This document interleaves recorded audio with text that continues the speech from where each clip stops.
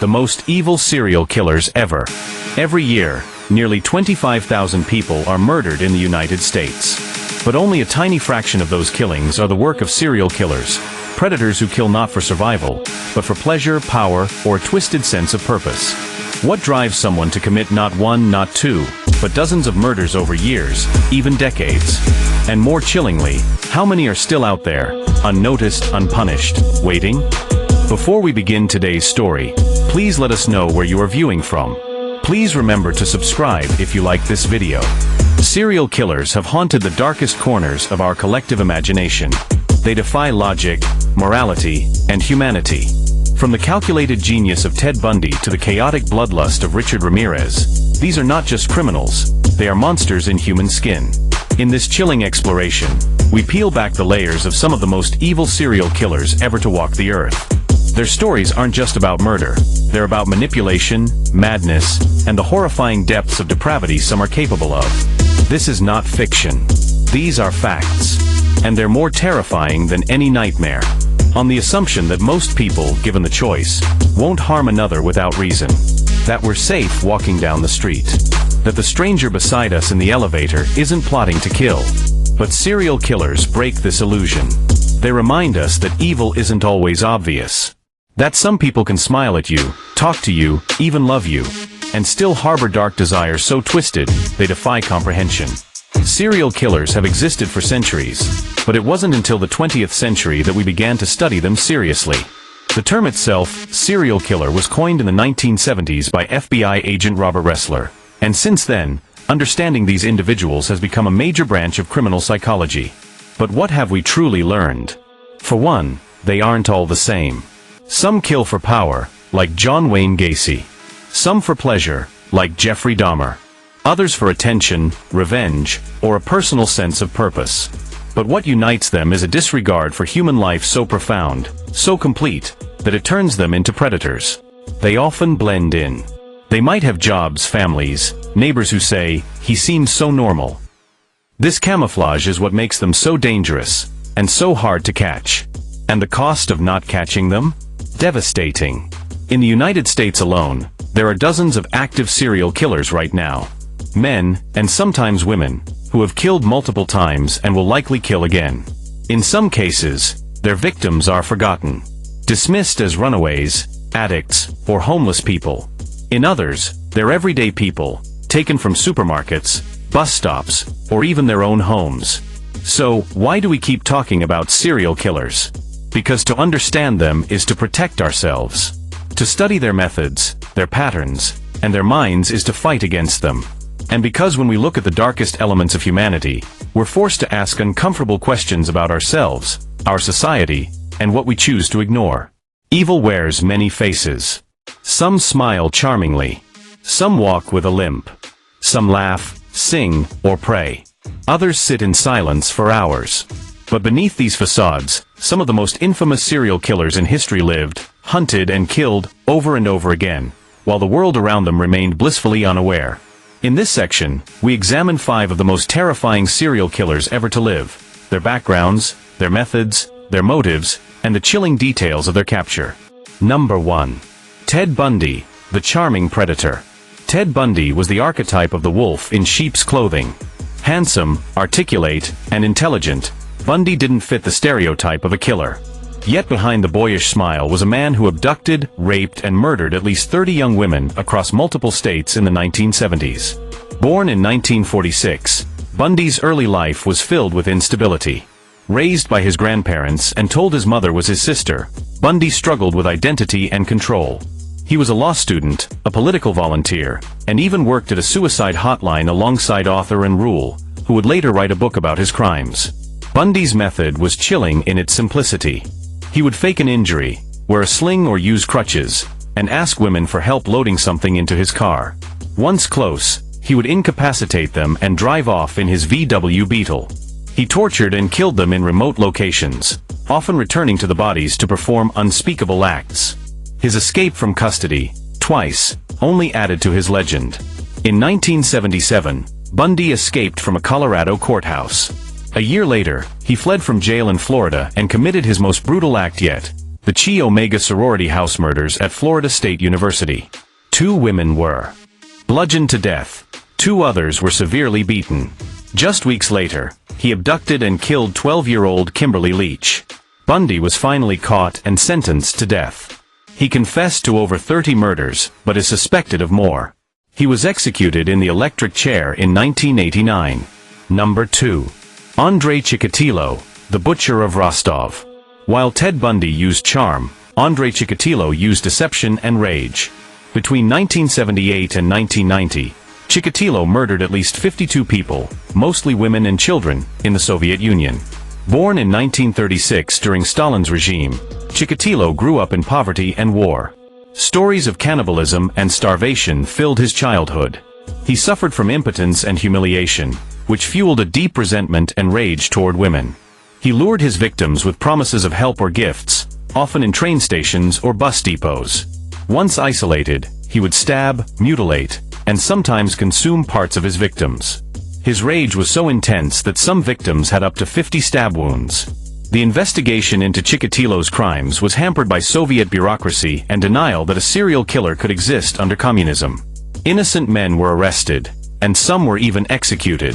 Chikatilo continued killing for years, confident in his anonymity. Eventually, new forensic methods and behavioral profiling led to his arrest. His confession was a horrifying document of his crimes, delivered with disturbing calm. He was executed by a single gunshot to the head in 1994. Number 3. Aileen Wuornos, the female serial killer. Aileen Wuornos was one of the few female serial killers in history, and perhaps one of the most complex. Her story is one of tragedy, abuse, rage, and vengeance. Born in Michigan in 1956, Wuornos had a horrendous childhood. Abandoned by her parents, she was sexually abused by her grandfather and became a prostitute in her early teens. She lived on the margins of society, homeless, addicted, and surviving through sex work. Between 1989 and 1990, she killed 7 men in Florida. Wuornos claimed they had all raped or attempted to rape her during prostitution encounters. Each victim was shot multiple times and left in remote locations. Her arrest came after pawning one of her victims' belongings. Under pressure, her lover Tyria Moore helped police obtain a confession. Wuornos's trial was sensationalized, and while she initially pleaded self-defense, she was convicted and sentenced to death. In prison, she gave erratic interviews, often claiming conspiracy theories and expressing hatred for humanity. She was executed by lethal injection in 2002. Some see her as a victim-turned-predator, others see a cold-blooded killer who used trauma as an excuse for murder. Number 4. Israel Keyes, the organized killer. If evil could be methodical, it would look like Israel Keyes. Operating in the 2000s, Keyes murdered victims across the United States with such precision and planning that law enforcement still doesn't know the full extent of his crimes. Keyes was born in 1978 and raised in a survivalist, off-the-grid household. He served in the U.S. Army and later operated a construction business. To his family and friends, he seemed normal, quiet, responsible, and even kind. But behind the mask was a man who built kill kits filled with weapons and tools, buried them around the country, and then flew or drove thousands of miles to use them years later. He had no consistent victim profile. Men, women, and even couples fell prey to him. His downfall came after the 2012 murder of Samantha Koenig, an 18-year-old barista in Alaska. He abducted her from her kiosk, demanded ransom, and then killed her almost immediately. He kept her body frozen and posed it for a ransom photo to mislead her family. ATM withdrawals across the country eventually led to his arrest. In custody, Keyes confessed to at least 11 murders but hinted at many more. He killed himself in jail in December 2012, leaving behind a chilling note filled with poetic descriptions of his desires and deeds. To this day, the full scope of his crimes remains unknown. Number 5. Richard Ramirez, the Night Stalker. From June 1984 to August 1985, the city of Los Angeles lived in fear of a man known only as the Night Stalker. Richard Ramirez was a satanic, sadistic killer who invaded homes, raped women, murdered men, and left pentagrams and other occult symbols at crime scenes. Born in 1960 in El Paso, Texas, Ramirez had a troubled upbringing. He was influenced by his cousin, a Vietnam vet who showed him photos of raped and murdered women. Ramirez developed a fascination with death and the occult, eventually embracing Satanism as his personal creed. He didn't have a specific victim type. Elderly couples, young children, single women, no one was safe. He used guns, knives, hammers, and blunt objects. Often, he would rape and kill, then ransack homes for valuables. In some cases, he forced his victims to swear to Satan. What terrified the public most was the randomness and brutality. Ramirez struck at night, often through open windows or unlocked doors. The media coverage created mass hysteria. People began sleeping with baseball bats. Gun sales soared. Fear took over Los Angeles. His capture was almost cinematic. After his face was plastered across newspapers, a group of citizens in East LA recognized him and beat him down until police arrived. He was convicted of 13 murders and sentenced to death. He died in prison in 2013 from cancer. These 5 killers are just a few among many. Each had different motives, methods, and minds, but all shared a capacity for cruelty that defies reason. As we explore deeper in the next section, we'll uncover the most chilling truths behind their crimes, the moments that defined their evil, and the shocking revelations that still haunt us today.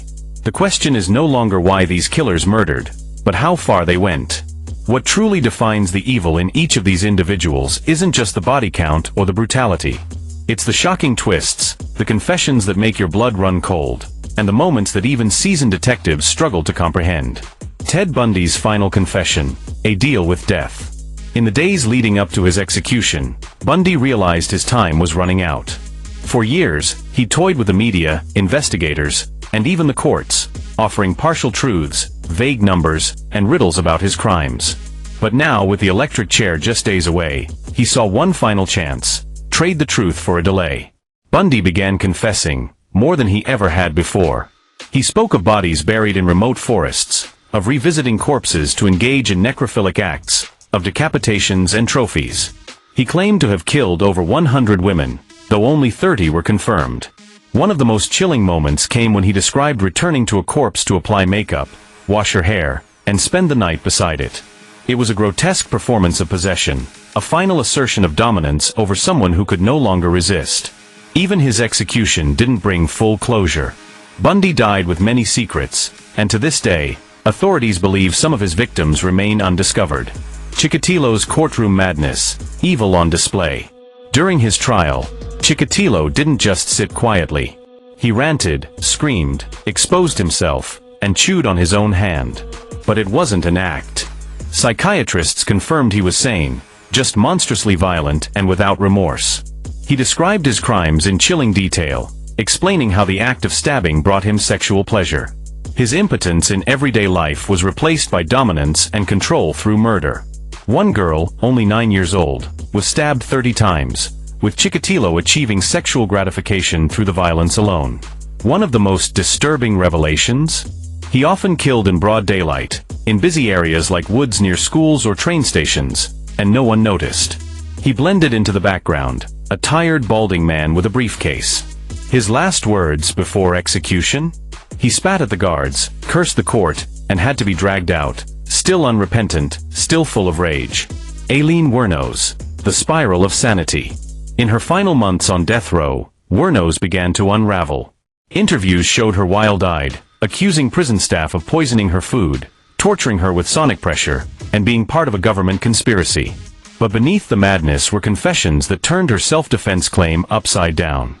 She admitted at one point that her first killing may have been in self-defense, but the rest, she said, were cold-blooded. "I'd do it again," she said in one interview. "I have hate crawling through my system." Her story became a symbol of media exploitation. Charlize Theron's Oscar-winning portrayal in Monster brought attention to the tragic layers in Wuornos's life. But her crimes, shooting men in the head and robbing them, remained brutal. The truth may be that she was both victim and predator. The blurred line between sanity and sociopathy made her one of the most haunting figures in criminal history. Israel Keyes, the map of murder. When investigators searched Keyes's property, they found maps, journals, and computer files, each one more disturbing than the last. He had buried kill kits in New York, Washington, and Texas, each filled with duct tape, guns, ropes, Drano, and shovels. One of the most bone-chilling discoveries was a map Keyes had drawn. Markings covered the United States, each potentially linked to a kill. But Keyes wouldn't give up details. He confessed only to the crimes they could prove. In one tape he chuckled, saying, "You won't believe how many people are out there buried, and nobody's looking." His suicide was equally haunting. He slit his wrists and strangled himself with a bedsheet. Next to his body was a 4-page note. Not a confession, but a poem. A dark, rambling manifesto about death, nature, and consumption. It ended with, "You are the author of your own extinction." Richard Ramirez, the smile of the devil. Throughout his trial, Ramirez was a spectacle. He laughed, flashed satanic symbols, and once said, "Hail Satan" in open court. Women wrote him love letters. Some came to his trial wearing pentagrams and lipstick messages. But what disturbed the jury most were the recordings, victims testifying to how he would make them swear allegiance to Satan, how he spoke of sacrifice and darkness as he assaulted them. During sentencing, he said, "Big deal. Death always went with the territory. See you in Disneyland." He died decades later of cancer. But one of the most haunting revelations came from a cellmate who said Ramirez spoke of more murders, ones never linked to him. Like many serial killers, he may have taken the truth with him to the grave. These key moments, the final confessions, courtroom outbursts, coded maps, and chaotic philosophies, don't just mark the end of these killers' stories. They reveal something deeper, a glimpse into minds completely detached from empathy, reason, and remorse. The most terrifying truth? Evil doesn't always look like a monster. Sometimes, it smiles back at you. What drives a human being to commit acts so horrific that they defy comprehension? From Ted Bundy's charm masking unimaginable depravity, to Israel Keyes' cold, clinical precision, to Aileen Wuornos's descent into rage-fueled retribution, each of these serial killers embodied a different facet of evil. They were not mythical monsters. They were real, walking among us, blending in with society until it was too late. Their crimes shattered lives, families, and communities, and their stories continue to haunt the public imagination. Their legacies aren't just the number of lives they ended, but the way they forced us to confront the darkest corners of the human psyche. These were not crimes of passion or impulse, they were calculated, premeditated, and in many cases, repeated without remorse. The very nature of their actions compels us to ask, what does it mean to be truly evil? In understanding these killers, we aren't just looking at the past. We're trying to make sense of human behavior, to identify patterns, and hopefully, to prevent future horrors. But perhaps the most chilling takeaway is this: evil rarely looks like evil. It smiles. It shakes hands. It waits. The crimes may be over, the killers long gone or buried, but their impact is eternal. The scars left behind serve as a chilling reminder. The most dangerous monsters are the ones that look just like us. If this story left you stunned, we want to hear from you. What do you think drives someone to kill again and again? Is evil born or made? Share your thoughts in the comments below. And if you're fascinated by the psychology behind these killers, check out our related videos on criminal profiling, unsolved mysteries, and the minds of sociopaths. Hit like, subscribe, and turn on the notification bell so you never miss a chilling story like this. Thank you for watching, and remember, stay safe, stay aware, and always trust your instincts. End of story. The most evil serial killers ever.